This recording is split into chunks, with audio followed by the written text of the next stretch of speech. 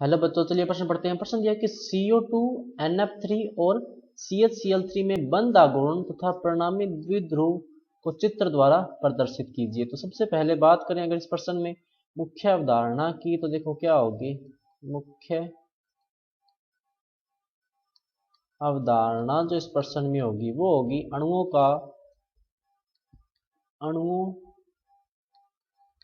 का द्विध्रुव आघूर्ण। तो देखो सबसे पहले बात करें अगर कार्बन डाइऑक्साइड की, CO2 की, तो देखो कैसे होगा कि ये कार्बन हो गया, ये द्विबंध के साथ ऑक्सीजन, ये द्विबंध के साथ ऑक्सीजन।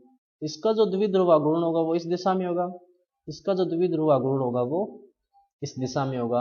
और कुल म्यू बराबर क्या आएगा, 0 आएगा, क्योंकि दोनों ऑक्सीजन परमाणु जो है वो एक दूसरे की विपरीत दिशा में या रेखीय जो है वो प्रकृति में होते हैं या रेखीय संरचना में होते हैं, जिसके कारण कुल द्विध्रुव आघूर्ण जो आता है वो क्या आता है, 0।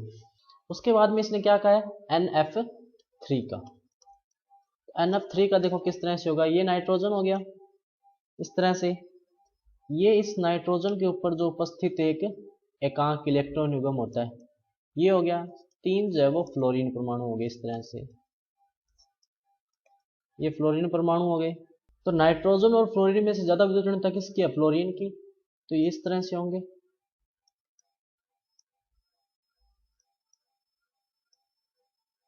इस तरह से, और ये एकांक इलेक्ट्रॉन युग्म जो है वो इस तरह से होगा। और इसका जो मान होता है ये होता है लगभग 0.8 इंटू 10 की power minus 30 coulomb into metre.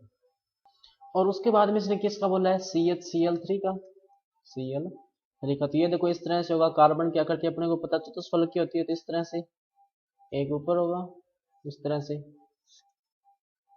ये हो गया। ये क्या हो गया, मान लेते हैं हाइड्रोजन, ये क्या हो गया, Cl Cl Cl, ये बीच में क्या हो गया, सेंटर में कार्बन। अब अगर अपने बात करें इनके ध्रुव आघूर्ण को दर्शाने की, तो देखो इस तरह से होगी इसकी दिशा,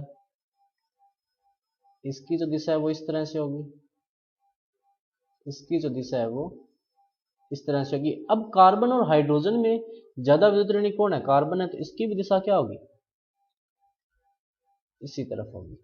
तो ओवरऑल जो दिशा होगी वो कार्बन से दूर होगी, क्योंकि कार्बन की तरफ 1 और कार्बन से दूर जो है वो 3 हो रहे हैं।